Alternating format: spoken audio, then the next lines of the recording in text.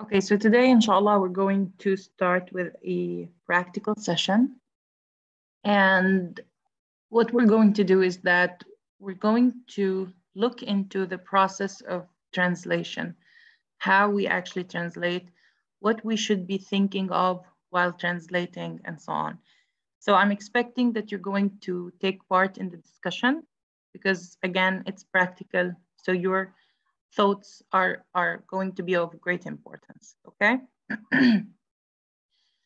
Now, can someone read the text? Would anyone like to read the text?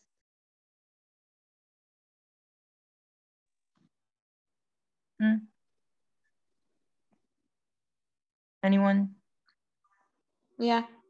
Please do.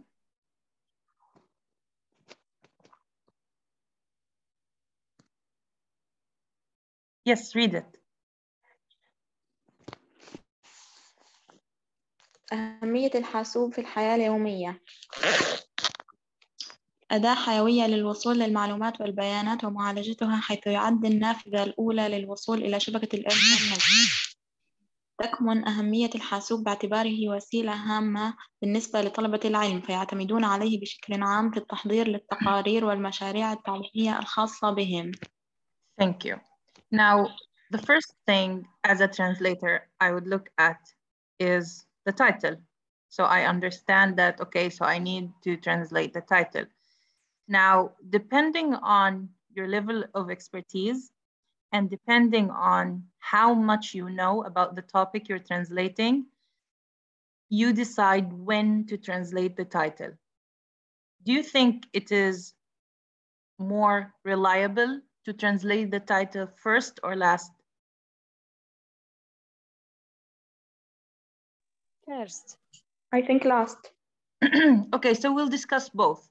Now, if you say first, what if the topic is new? What if it's something you've never heard of before? Now, أهمية الحاسوب في الحياة اليومية, this is something simple, easy, and direct. So you might start with it with its translation. But sometimes the topic is more serious and the title itself is vague, or it has certain implications that are directly related to the text and would not be understood without understanding the text itself.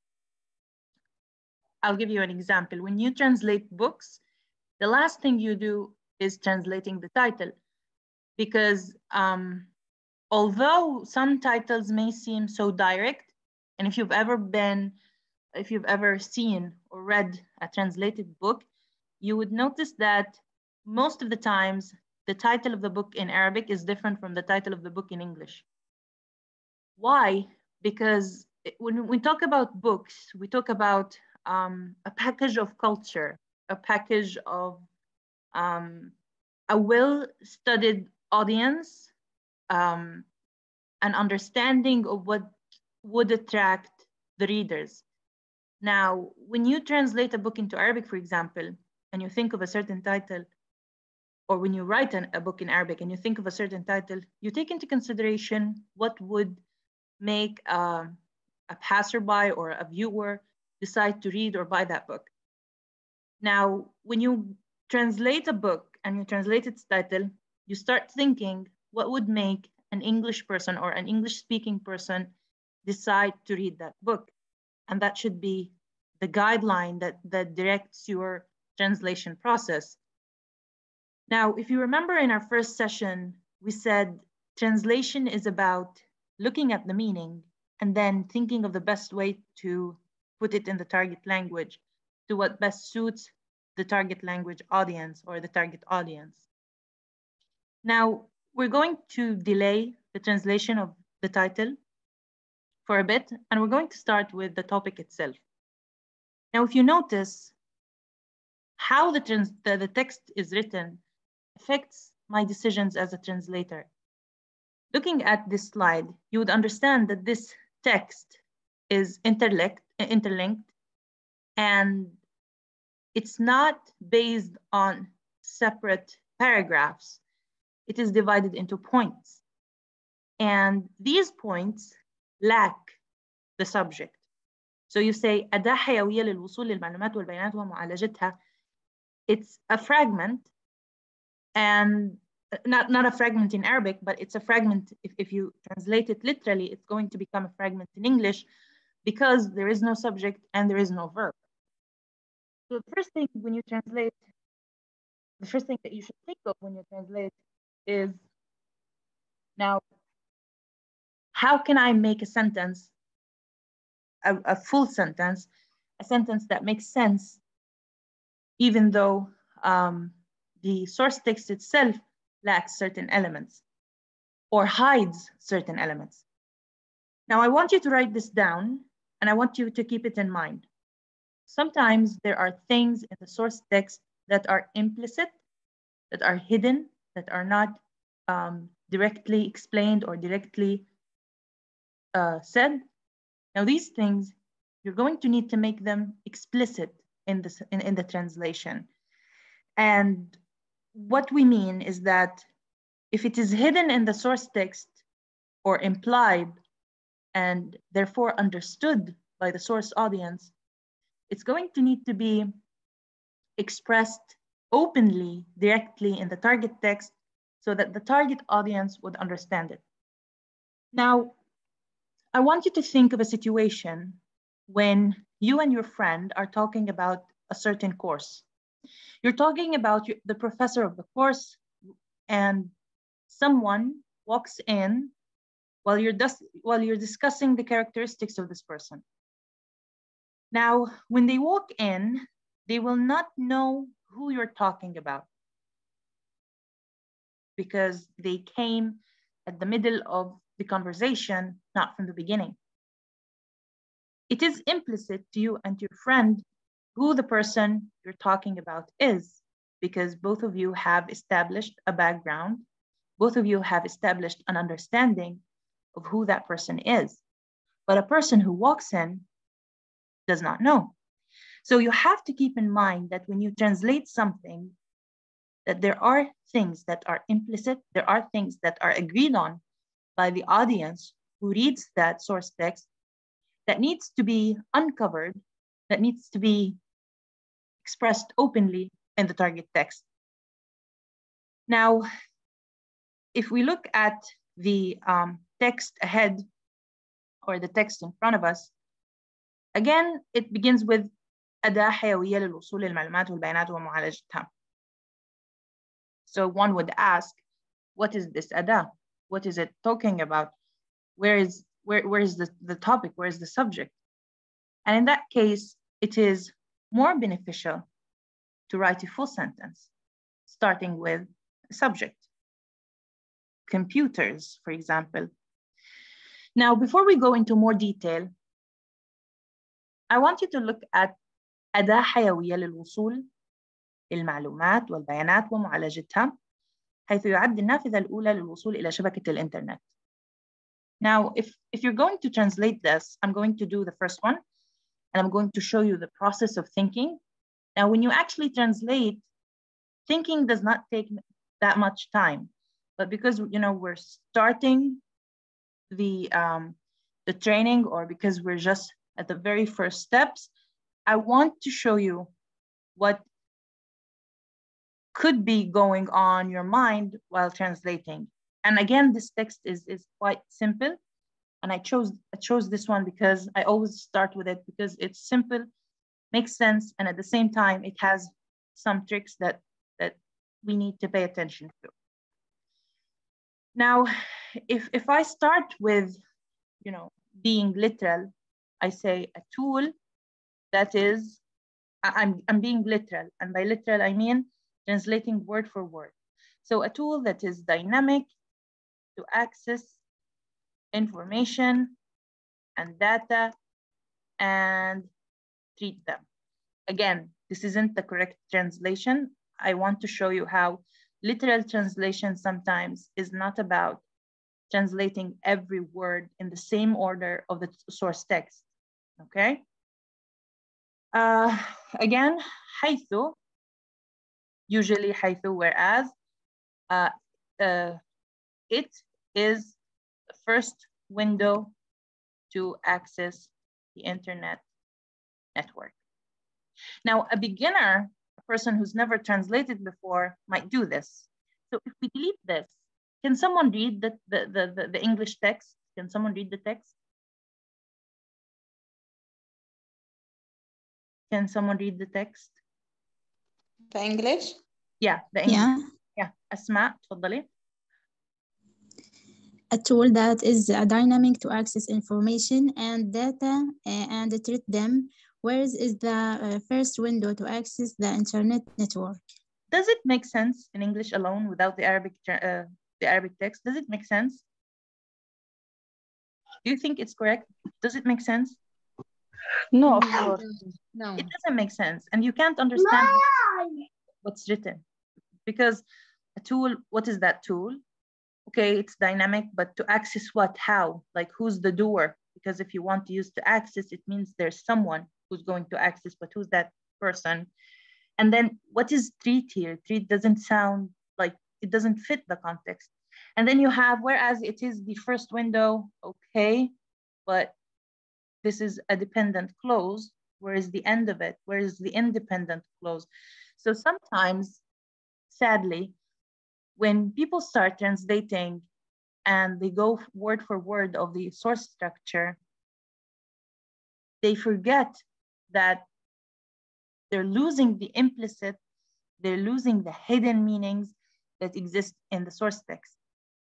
Now, how can I make it make sense? Like we said, we need a subject.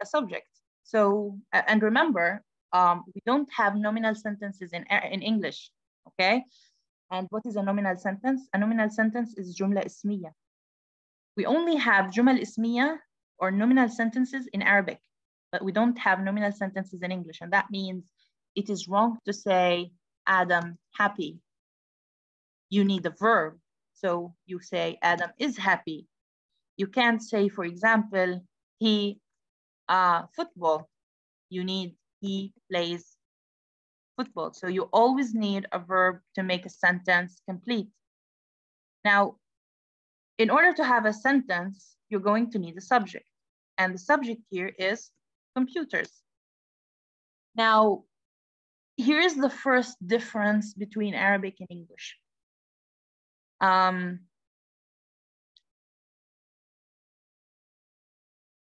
When you want to talk about something that is general, it's more preferable to use the plural. For example, you say computers are so-and-so instead of a computer is. So we say computers are. Now look at the word hayawi. Let's say I don't know the word hayawi. So what I do is that I go and I search or look up for the word the way I taught you to. So the first thing I do, I go to Google and I want to look for Qamus al-Ma'ani, because that's the first one we said we go to when we want to look for things. And I write the word hayawi.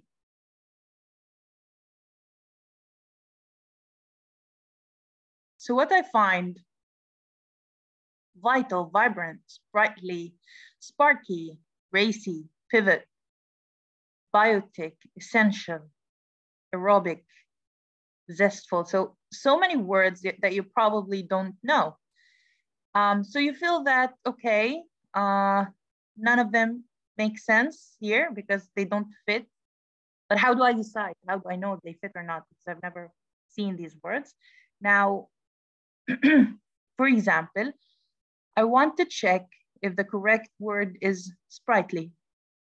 So I look for the word, or I look up the word, and I find that sprightly means full of energy, lively.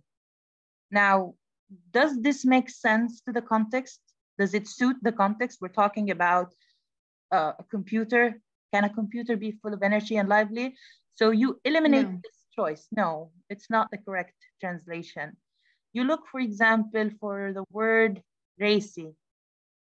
You want to check if it suits your context or not. So you look for racy, lively, entertaining, Nope, not the one you want. So essential, again, you don't know the word, you've never seen it before, you want to check whether it works or not. So you look for essential and you find that essential means absolutely necessary, extremely important, that's necessary. So yes, necessary, computers are necessary to access information and data. So you choose essential. So you say computers are an essential. Now, of course, when you translate in real life, you don't go this slowly and you don't look for every single word because you already have a good background in both languages. But again, I worked with a simple example to show you the process of working when you work with more difficult texts. Now, أداة. The first thing that might come to your mind is the word tool, right? Because, you know, أداة is a tool. So I need to make sure that computers are considered a tool. Again, so you wrote computers are an essential. You come to the word tool, you think tool might work. You need to make sure again that it works.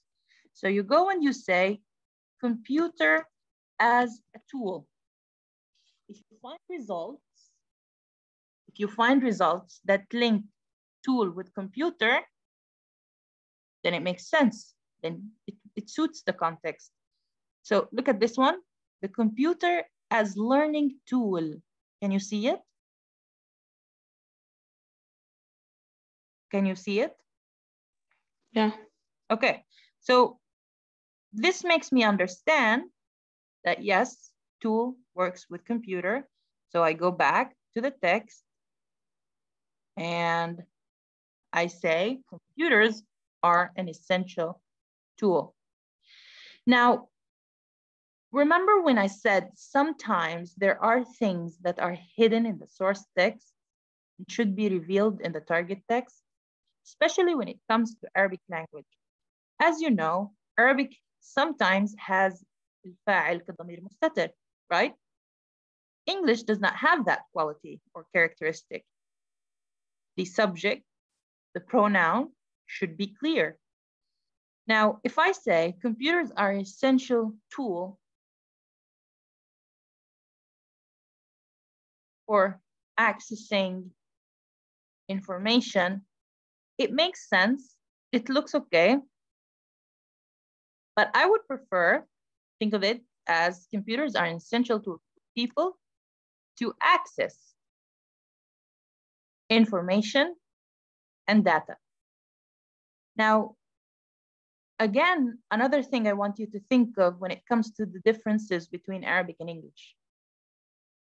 In Arabic, what we do is that بنعطف تمام بعدين بنحط الإضافة نعطف بعدين بنحط الإضافة. In English, if you say, for example, to access information and data and treat them, طبعا حرجع على كلمة treat,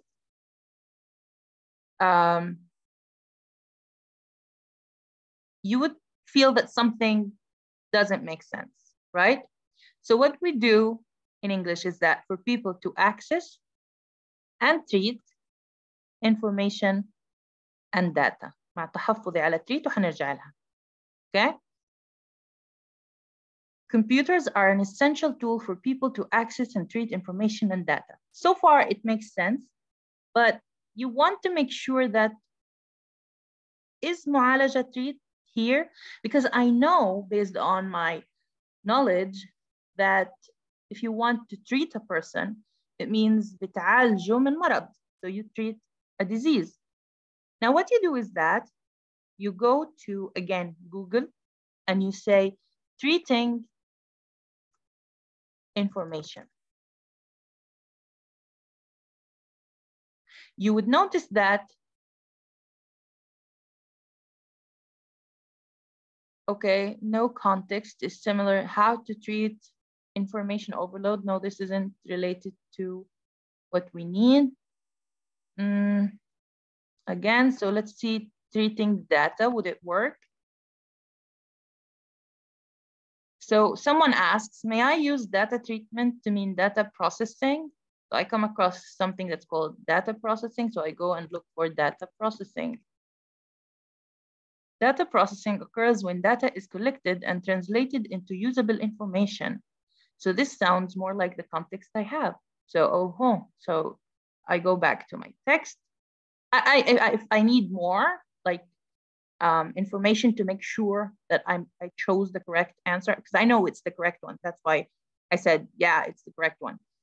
So yes, data processing, manipulation of data by a computer. So yeah, this is what I need. So I go back to the text and I remove treat and I say process. Now I read the entire text and loudly to make sure that it makes sense. Computers are an essential tool for people to access and process information and data. Now I want you to compare this to, let's see. Okay, so apparently I can't go back. Does anyone remember the original sentence we had written? The original translation we had written, has anyone written it down? So I think it was a tool that is dynamic to access information and data and treat them, whereas the first window to access the internet network. Now I want you to look at this and I want you to compare it with this. Which one do you think makes more sense? The first one or the second one? Yes. First one is more sense. It makes more sense, right? So computers are an essential tool for people to access and process information and data. It makes sense, correct grammar, correct meaning, delivers the meaning that is intended by the source text writer. Now, I want to continue translating, and yet I come across a problem. I realize that the second part of the sentence is related to the first part, right? Now, as you know, in English, we use clauses to define certain words. For example, Ahmad, who is my brother, is tall, okay? And this structure is quite common in English. Sometimes we even remove the pronoun and we say, Ahmad, my brother, is tall. If you notice, يعد النافذة الأولى للوصول إلى شبكة الإنترنت refers to what? Refers to computers, right? So maybe I can do the same thing here and say computers. Now, this is the decision related to where I should put the structure or the information. Then we're going to talk about whether the selection of words or the selection of grammar is correct or not. So computers, the first window to access the internet network, are an essential tool. Okay, but it doesn't make sense. What's the meaning of the first window to access the internet network? Okay, so let's not say the first window. Let's say something like,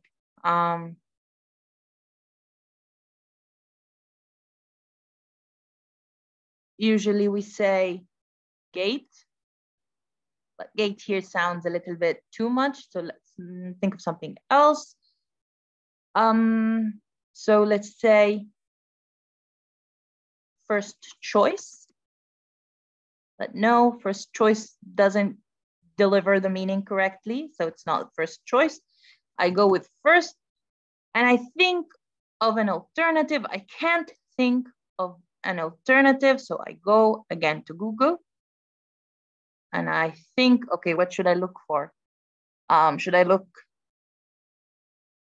for النافذة الأولى?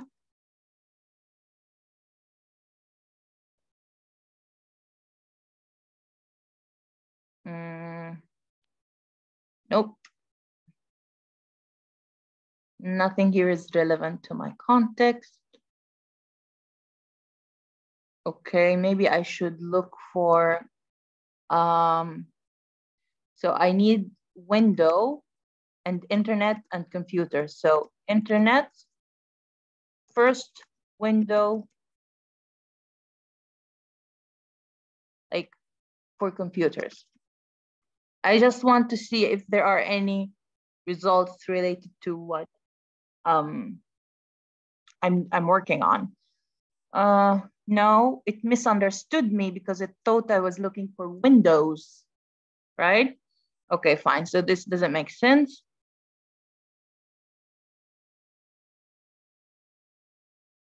We're talking about accessing the internet, right? So again, I'm thinking out loud. I'm thinking about what my choice should be. So it is the first, not window, doesn't fit. Maybe first access point. But then I'll have to say it's the first access point to access the internet. Also doesn't make sense. So I say first access point to the internet. So let's see. I take what I translated. I go back to Google. I see if there would be any results. Okay, so access point only providing internet. Computer basic, once you've set up your computer, you may want to purchase home internet access so you can send. So the internet started, computers, in computer networking, access point. So basically access point works, it fits the context. I go back to my translation and read it, see computers, first access point to the internet, are an essential tool. Okay, something doesn't sound right here. So this is computers, an essential tool. So maybe I should say, for example, a computer, first access point to the internet is an essential point. Is an essential tool for people to access and process information and data. Still doesn't make sense. Something sounds off.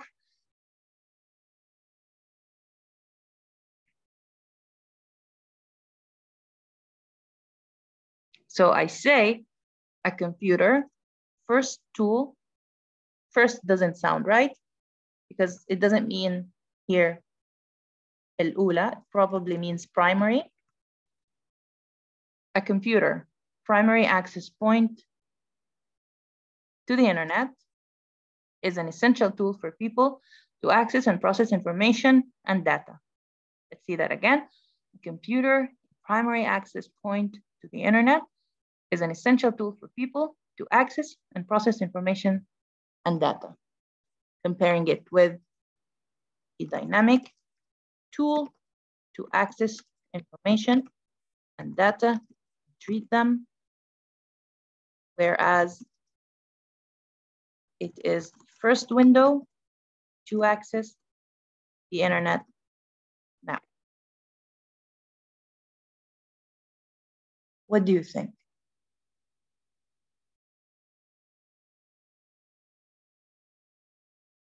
What do you think? Does it make sense? Does it sound like English? Your thoughts?